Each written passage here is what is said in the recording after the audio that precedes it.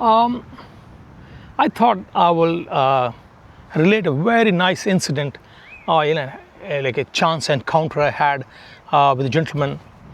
I'd gone shopping in the local supermarket and I was queued up for checkout. And there was a fellow just ahead of me and I was just behind him and there was a long queue. So maybe it was just the holiday the next day, that's why there was a long queue. And he just looked at me, a white European man, normal Australian, not Indian migrant, somebody who's a resident here for long. So he asked me, "Oh, are you from India or Nepal?" Well, I said, I'm from India. So, but I'm the one, who never misses a conversation with anybody. So I said, well, why miss an opportunity? There is time here. So I asked him, have you ever been to India? So, well, he said yes. He was an elderly man, not elderly, but in his 50s, I think, maybe younger than me at that stage. So he said, yes, I was there 30 years ago. So I asked him, what was your experience like? So he said, well, it wasn't very good. There was poverty all around. So it didn't give me a good feeling. Well, he's entitled to say that. And of course, I may have agreed with him, but I wanted to just continue the conversation. I just didn't want to finish it then and there. I said, well, you mean to say financial poverty? He was surprised. He says, well, what do you mean? Poverty is all financial. I said, well, no. We may be financially poor, some of us, a large number of us, but we are culturally, linguistically, ethnically, or you can say music, religion, languages, you name a thing. We are pretty rich. No country has all that. Every person in India speaks actually 3 or 4 languages. There are different types of foods they eat. They're all Indian foods. So we have got different types of foods.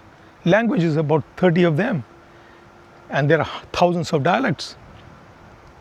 Dresses, costumes, festivals, you name a thing.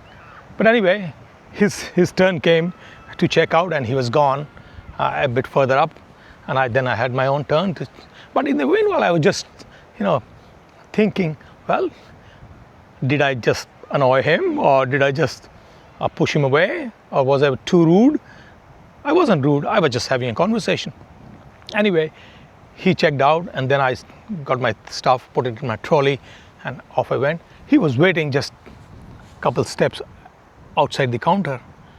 I was a bit shaken. I said, well, he's going to have something else to say to me. You know what? He said, oh, what you just said is like a revelation to me. I said, why? He says, well, I never thought there is other kinds of poverty and there is other kinds of richness.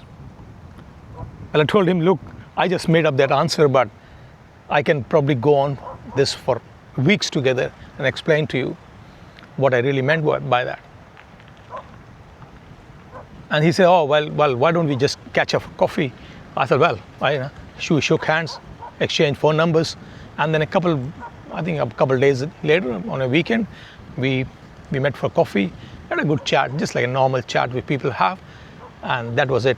So I really liked the conversation and the chat which I had with him later on, just generic. And then we didn't meet for a long time. Then about a year later, he rang me up. Hey, Sashi, how about we catch up for coffee once again? I met him there. You know what? He had spent 6 months in India. He had gone to India, spent 6 months, and he was a changed person. Not a changed person, but he was so damn happy. I never wear that kind of, beads on this thing. I don't have some kind of religious, signs on my neck or something like that. But he had a tattoo. But otherwise, he was very, very impressed. And he says he realized now there are many other things other than money. Well, that was not my aim to change his perception in life. It was just a chance encounter. But I thought, just relate it to you people. We are pretty fortunate that we have got so many things which nobody else has. Other people just trying to get to that where we are already. Financially, we may be a bit poor, but that doesn't really matter if you consider the other things.